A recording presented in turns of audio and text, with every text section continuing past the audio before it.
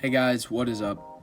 And the NFL draft is getting closer and closer by the day, and I've been looking at prospects day and night, and I've really been trying to evaluate them to the best of my ability. And today we're going to be going over my 2022 NFL mock draft. And today I'm doing picks 1 through 16, but if this video gets over 100 likes, I'll drop the second half very soon. So please make sure to like this video because it pushes out my content a lot, and I really appreciate it. And also make sure to subscribe and turn your notifications on so you don't miss any future videos. And now, let's get into it.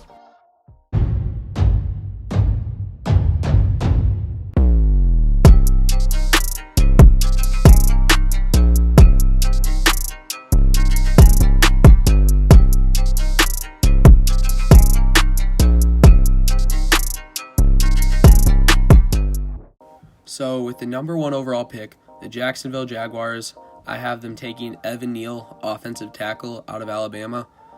And the reason I see them taking an offensive tackle above Aiden Hutchinson is I know their defensive line could use help, but Trevor Lawrence is going to be your priority. He's a generational talent, and even players who are in free agency right now, some of them want to go there just to play with Trevor Lawrence. And this is arguably the best tackle in the draft. He is a huge man, coming in at 6'7", 360 pounds, and he has great natural strength. And he's also a great blocker in the running department, so he can definitely help out the Jaguars in that way. But he's a little bit raw, but I think that's okay because the whole team is very young, and they're just trying to build on it, and they're just really trying to set up their team for success in the future. So for the number 2 overall pick, the Detroit Lions have this selection, and I have them taking Aiden Hutchinson, defensive end out of Michigan. And I think this is just the best player available for the Lions right now. I think he has the edge over Thibidoux. He fits the Lions culture perfectly, and he would help the Lions defense so much. We recently cut Trey Flowers, so we need to get after the quarterback, and we don't want to pay a guy $20 million like Trey Flowers. And he was a Heisman finalist in 2021. He almost has no weaknesses. He is such a good pass rusher, being quick, disruptive, and he has a variety of moves. He's not elite in the run-stopping area, but I think with the Lions coaching staff and Aaron Glenn, I think he'll be doing pretty well in that department in a couple years. And now with the number 3 overall pick, the Houston Texans own this selection, and I have them going KAYVON THIBIDOUX, defensive end out of Oregon. And I think this pick has the possibility of being Kyle Hamilton, but I think the defensive line is just more valued in the NFL, so that's why I had to give the edge to Thibidoux. The Texans need help on the defensive side of the ball, and I think he would be a good building block going forward.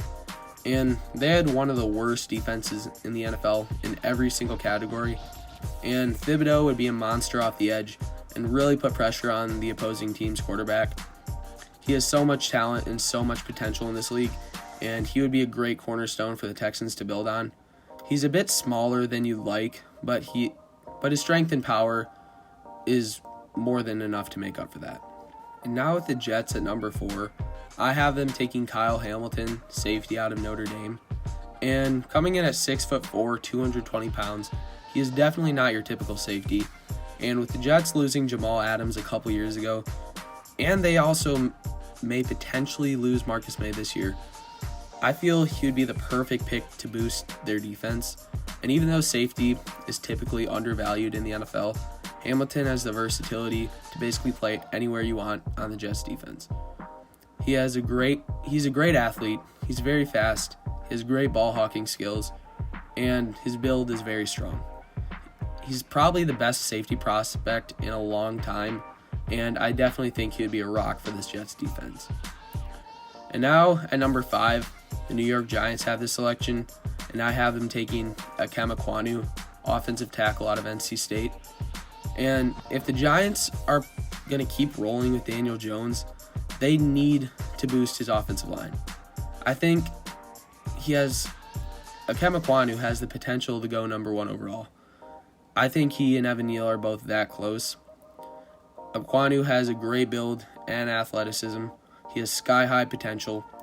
I think he would complement Andrew Thomas very well after Andrew Thomas built a very solid sophomore season last year. And Ekwonu's technique is still a little bit raw, but I think that can be improved over time with some coaching and experience. And the Giants just need really to start fresh with some new management, and having a rock on the O-line like Ekwonu is definitely a way to start going in the right direction, and that will definitely give you something to build on. And now with the number 6 selection, the Carolina Panthers own this pick, and I have them going Charles Cross, offensive tackle out of Mississippi State. And it's possible the Panthers end up not having this selection on draft day, with Deshaun Watson having all of his criminal charges being recently released. I definitely think the Panthers will at least try to take a shot to trade for him. But if the Panthers do end up with this pick come draft day, I think who they need to add to their team is Charles Cross out of Mississippi State. The offensive line has really become a weakness over the past couple years for the Panthers, with this past year PFF grading their O-line the second worst in the entire NFL. Charles Cross has great versatility and can play all over the line, but if you're drafting him this high, he's going to end up playing left tackle for you. He is a very athletic player with great footwork, and I think he would boost this offensive line immediately. With Morton on the right side and Cross on the left side, I think that would definitely help out.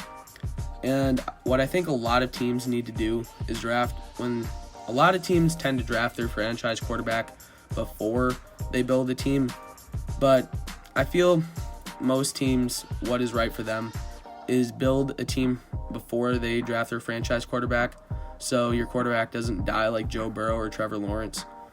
But the only concern here for Charles Cross is he's slightly undersized for an NFL tackle at 310 pounds.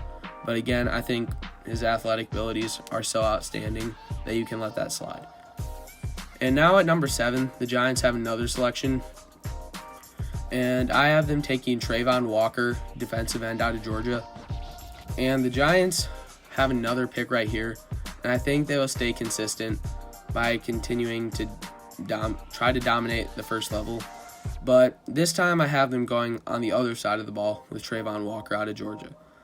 I feel Walker has the potential to go top 3 in this draft based on how teams grade him. I feel some of them might have him ahead of Thibidoux, and he's just an outstanding athlete coming in at 6'5", 275 pounds, but he still runs a 4.5 40-yard dash. Is it just me, or does everyone in this draft class seem so much faster than previous years? Let me know in the comments. But Travon Walker, he has everything you're looking for in a star defensive end with no glaring weaknesses. But if you're going to nitpick about something, one thing that kind of stood out to me is his production levels before this year. They weren't crazy impressive, but this is definitely the right pick at number 7 if Walker falls into their laps. And now at number 8, the Atlanta Falcons have this pick, and I have them going Garrett Wilson, wide receiver out of Ohio State. And with the Falcons recently having Calvin Ridley be suspended for the whole next year, you got to give Matt Ryan another weapon if you want some more good years of production from him. But I feel Garrett Wilson will be the perfect selection to complement Kyle Pitts. His ability to stretch the field will be very useful for the Falcons offense. His combination of speed, route running, quickness will give this offense the playmaker that they need with the absence of Ridley. And I think Wilson will be the first receiver off the board because I feel he's just what most teams are looking for when they draft a wide receiver, especially if you're the Falcons here. And I feel this is the right pick if the Falcons end up with this pick. But I definitely think it's a possibility that they trade back, which could be very likely. Now at number 9, the Seahawks own this selection, and I have them taking AHMAD Sauce Gardner, cornerback out of Cincinnati. And I will get a lot of backlash for this pick because the Seahawks currently need a quarterback, but I don't think Pete Carroll will ultimately end up drafting one with this pick, because the one quarterback I could see him drafting here is Malik Willis, and he's not exactly NFL ready, and throwing him into the fire week 1 could potentially hurt his development, and that would not be wise. And I know he could say Drew Lock is the starter for week 1, but that's not going to last long, and eventually Willis is going to end up starting, and that would not be good if he's not ready. So for those reasons, I have Seattle going with Sauce Gardner out of Cincinnati. Seattle had a below-average secondary in 2021, and potentially losing Quandre Diggs will only make that worse. So taking Gardner after a solid combine performance would be a good pick to boost their secondary.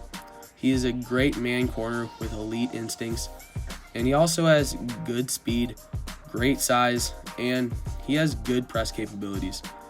And when you're playing in the same division as Cooper Kupp, DeAndre Hopkins, and Deebo Samuel, you all have to play them twice a year, and you got to have a cornerback that can guard them on an island so you can focus on all the rest of their high-powered offenses. And that cornerback is Sauce Gardner, and I definitely think he is the right pick for Seattle here. And now at number 10, I have the New York Jets taking Jermaine Johnson, the second defensive end out of Florida State. After boosting your secondary and linebacking core with Kyle Hamilton, I think the right choice for the Jets here is to go with Jermaine Johnson because he has a great motor off the edge, and he has excellent hands, and he's a good run stopper as well as being an elite pass rusher. So this would be an altogether great move, and I feel him from the edge would complement Quentin Williams perfectly on the defensive line, and soon you'd have a pretty strong defensive line, and your defense would be a lot better as the Jets, and I don't think you can go wrong with this pick. And now at number 11, the Washington Commanders have this pick, and I have them going Drake London, wide receiver out of USC. And after recently trading for Carson Wentz, I feel if you want to give him any shot to succeed, you need to give him another playmaker.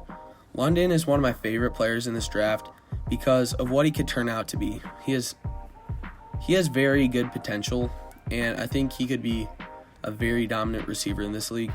He is 6'5", 210 pounds, and has great hands, great physicality, and also he is an extremely solid route runner. He has a lot of experience and production at USC, and I think that his skills will translate very well to the NFL. And if you pair him with Scary Terry, I feel you're giving Carson Wentz a shot to succeed in this offense. And now at number 12, I have the Minnesota Vikings taking Derek Stingley, cornerback out of LSU. And the Vikings had a very weak secondary in 2021, and the Patrick Peterson signing did not help a bit. Stingley has very high potential and all the skills to be a shutdown corner in the NFL. He is a great man corner with excellent speed and even better ball skills. And he can play on an island, which is often overlooked for him. And he hasn't been as good since his freshman season at LSU, but in that season alone, he showed everyone the skills that he has and what kind of player he can be. He is a little bit of a boomer bust prospect, but I think the Vikings will take a chance on him because of his potential. And now at number 13, I have the Cleveland Browns going with Chris Olave, wide receiver out of Ohio State. And with this being Baker Mayfield's contract year, he has the pressure to perform better than he has in the past. So I think with the Browns receiving core being extremely weak right now, they need to give him another weapon. And I know that the Browns, they traded for Amari Cooper a little bit earlier today, but I feel Chris Olave would match this offense perfectly.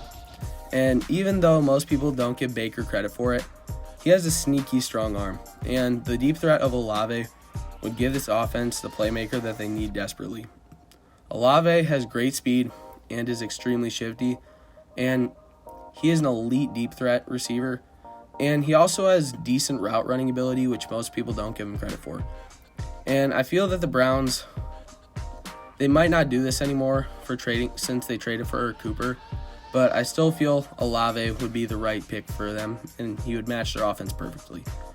And now at number 14, I have the Baltimore Ravens going with Jordan Davis, defensive tackle out of Georgia.